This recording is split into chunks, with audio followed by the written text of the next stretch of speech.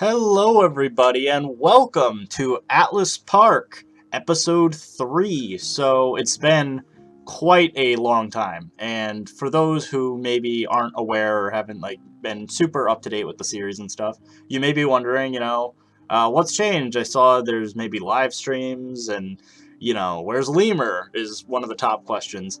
And so, hopefully this episode, will go over all of that for those who are uninitiated and, let's just kind of jump into it. So we are continuing on where we left off months ago, right after the Fenrir episode. So we are still working on the Norse area. As you see here, I'm actually working on the Bifrost, which is basically going to be the entrance to the Nordic area. So if anyone hasn't seen Thor or isn't familiar with Norse mythology, it's very common that the Bifrost is basically a rainbow bridge that connects our world to the Nordic god world. So I sort of thought that would be the most appropriate entrance, idea for this area. But let's actually talk about what's different with the series now. So the short of it is, Lemur is no longer part of the series. It is not due to any bad blood between him and I. We are still very good friends. He just lost a lot of interest in Planet Zoo and thought, since I continued to love the series and really like the idea and stuff, it would be appropriate for me to, try to find some other people to help work on the series that are just as passionate about Planet Zoo as I am. And frankly, he was like, I'm not the best builder. So he allowed me to, basically let other people take over and kind of take the ideas that we had built for Atlas Park and just kind of run with the series. So the next thing that I should probably address is who will be joining Atlas Park very shortly. So that would be my two good friends that I'm sure a lot of you know in the Planet Zoo community, and that is Sdan Wolf as well as Beyond Drew. So they are going to be helping me out with Atlas Park. I know they've been wanting to do a kind of D&D or fantasy-inspired series ever since they started Beyond Wolf Nature Preserve, and that started seeping more and more into the kind of, fantasy elements and stuff. I could tell they've been desiring fantasy stuff. So I was like, listen, if you guys want, I have this series that is fantasy-inspired. It basically can allow you to do anything you guys wanted to do. If you wanted to do fairies or unicorns, dragons, whatever, buildings that are really cool and different themes, knock yourself out.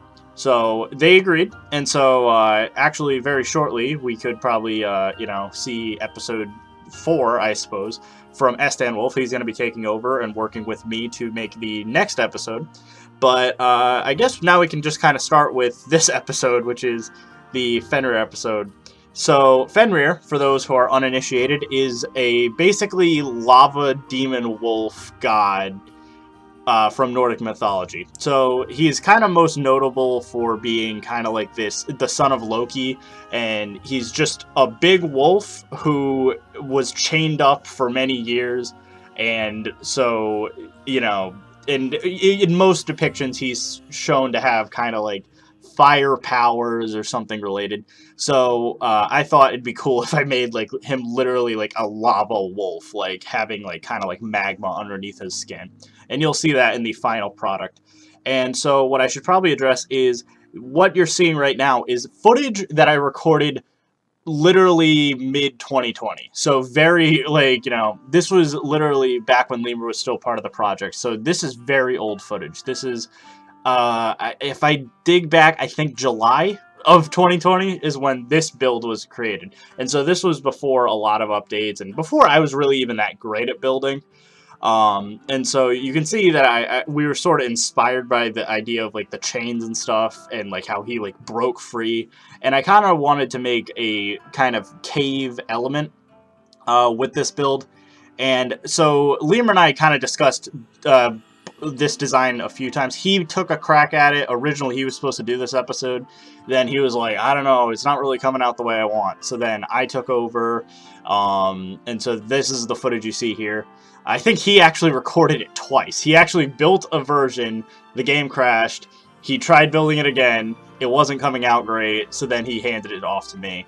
And that's what you're seeing here, is that version, which it's funny because the first half of this video is going to be me, you know, kind of showing off this build, and then the second half of this video is going to be from, I guess, February 2021, where I basically destroyed all of it and changed all of it to be, you know, kind of more in line with my more modern building art style, and kind of utilizing some of the new pieces, like especially from the aquatic pack, that I had some really cool pieces that I wanted to use, and just to get the idea that I wanted across.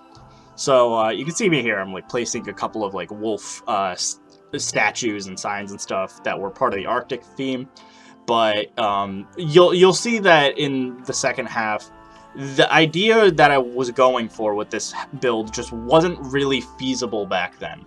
So what I wanted to do is, since he's like a fire wolf, I wanted this kind of grand vision of like if anyone can if anyone's familiar with Star Wars, there's kind of like a lava planet that it was in, I guess, episode 3, like where Anakin dies, or Anakin dies and Darth Vader comes, you know, into play and stuff. But basically the Anakin and Obi-Wan fight, they're on this lava planet, and so I kind of wanted to go for something like that.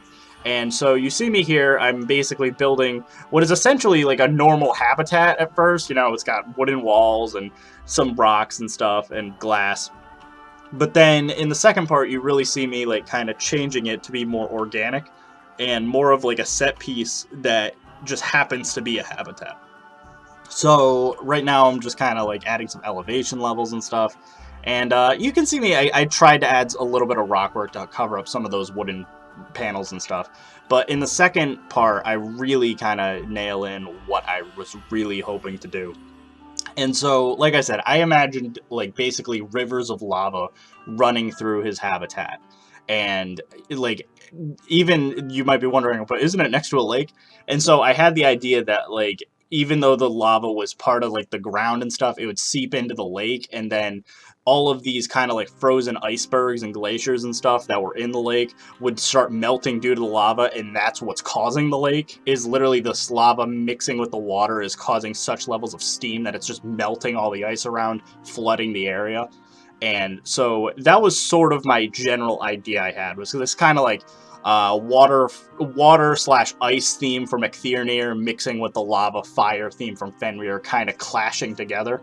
And I think at the very end of this build, you'll see that I had a way of doing what I wanted, and I think I really pulled it off. And so I think it looks really cool in the final product. But essentially what you're seeing here is basically me kind of wrapping up what was the original habitat. And what you see me doing right now is the downfall and why this footage was never released last year. So as you can see, I basically made a bunch of torches into fire. And as you can see, I'm spamming these torches down to be fire. And when you see me hit play, it looks really good as lava. I will not deny this. It looks awesome as lava. And look at that. Like, that looks really cool. During the day, it looks great. During night, it looks great. But if anyone is probably aware of why this could be an issue, particles in this game are very taxing. And lighting in this game is very taxing. And so, as cool as this entire area looked, you see very shortly, and I guess I'll just spoil it right now, the game crashed on me and I lost all the progress I made on the Fenrir exhibit.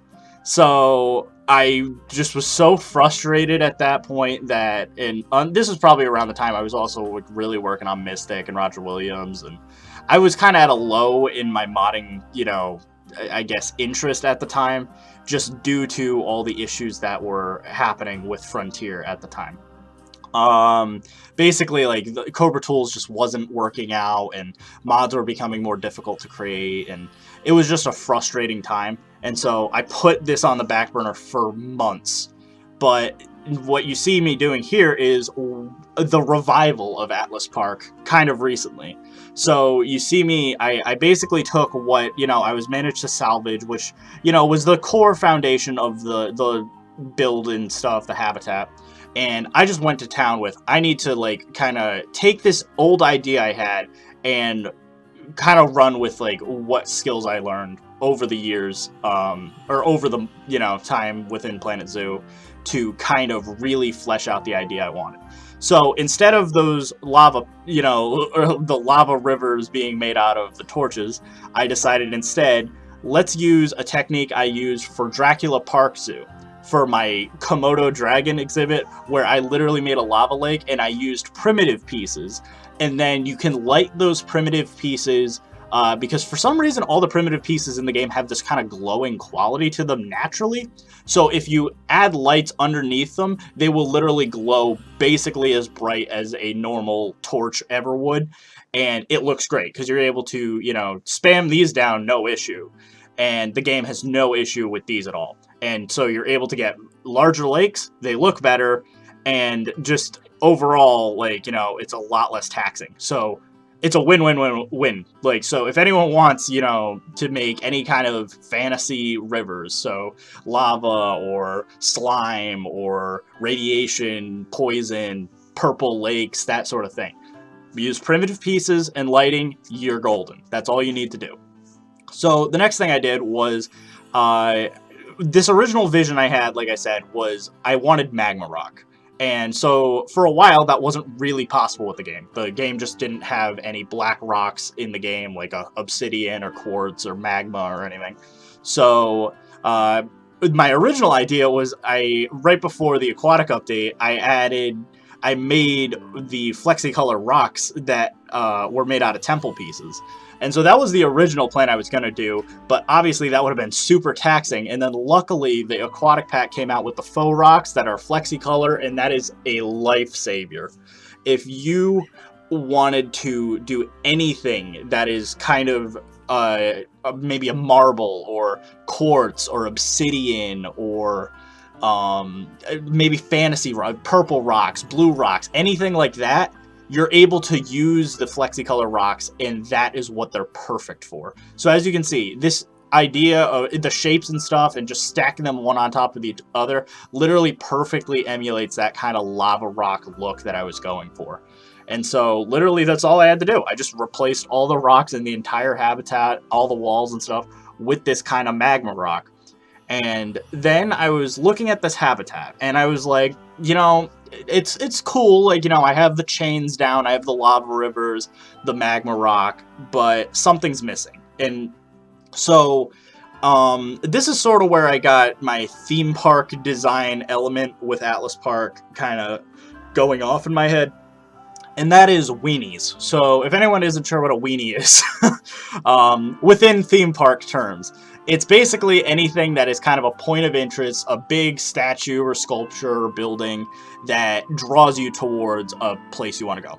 Disney are the masters of it. The Disney Castle, the Tree of Life, Expedition Everest, the Epcot Ball, etc., etc. Like, there's countless examples. Basically, anything that is a big monument or something that you're probably taking pictures with, that's a weenie. And so what I wanted to do was kind of use that kind of logic with a lot of these habitats. So I wanted, why would you go to the Norse area? It needed some big points of interest. And you might have seen at the beginning, one of the points of interest that I wanted to throw in was the World Tree, which is a I can't pronounce it. I don't know. But the World Tree is basically the big, world, or like the big tree that kind of makes up all of the realms of the Nordic pantheon worlds. So it's, it connects Asgard to Midgard to Niflheim and Jotunheim and all the other different, I guess realms of the, Nordic world. And so that was the first thing that I wanted at the center of the Nordic area. But then this area, I was like, we need some other, big points of interest. And so what I ended up doing is saying, what would be really cool? A big lava wolf head. And so right after I basically, make the lava all lit up and stuff, and you can see that like I was saying, the glowing makes it look really good. And I had a bunch of steam, so it like really sells the idea that the lava mixing with the water is like true to how it should act. And then I did still really like the fire pit, so I threw a few of those in. Not nearly as much, but I did still like them. And so what you see me doing here is I just start work on the wolf head. So I basically started just blocking everything out with just a couple of the basic faux rocks. And a mistake I did here is I really should have just made the flexi color black from the beginning. You see me struggling a little bit because then I have to manually go in and click each individual rock afterward to change the color. And that was just the one mistake I will say I should have thought about beforehand.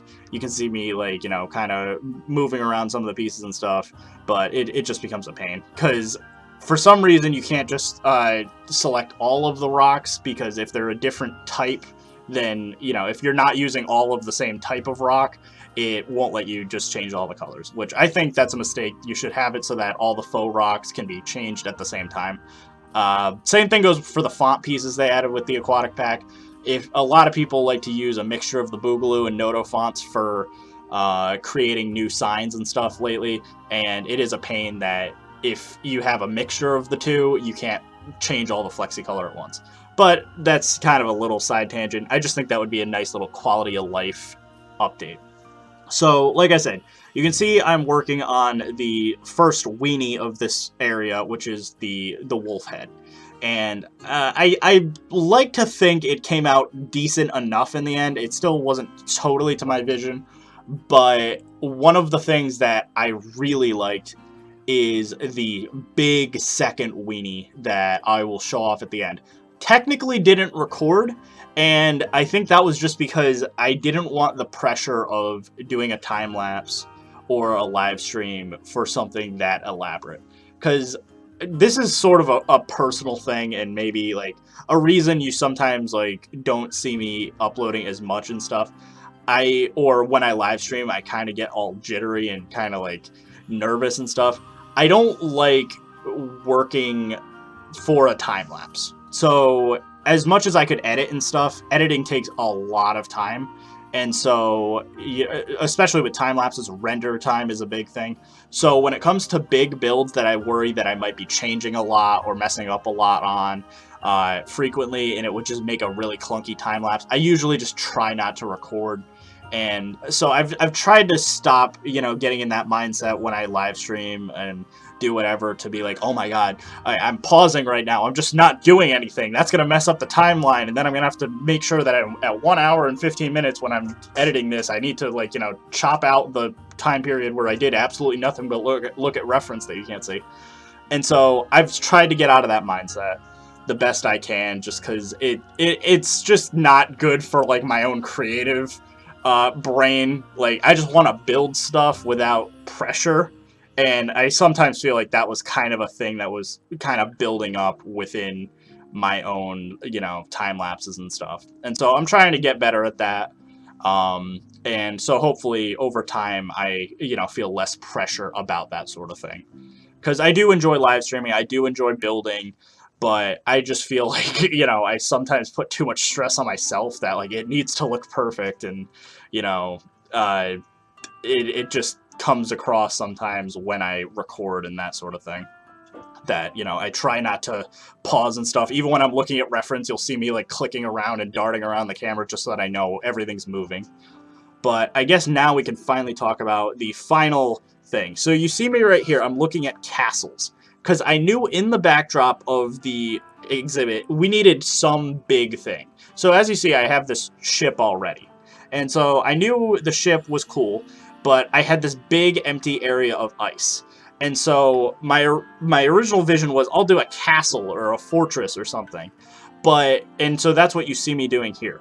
But what I ultimately ended up doing is I imagined a giant Goliath Titan clash of two giant Nordic monsters or gods or something fighting it out. And so the two that came to mind immediately were the World Serpent and originally a Frost Giant. And that is ultimately what I ended up doing.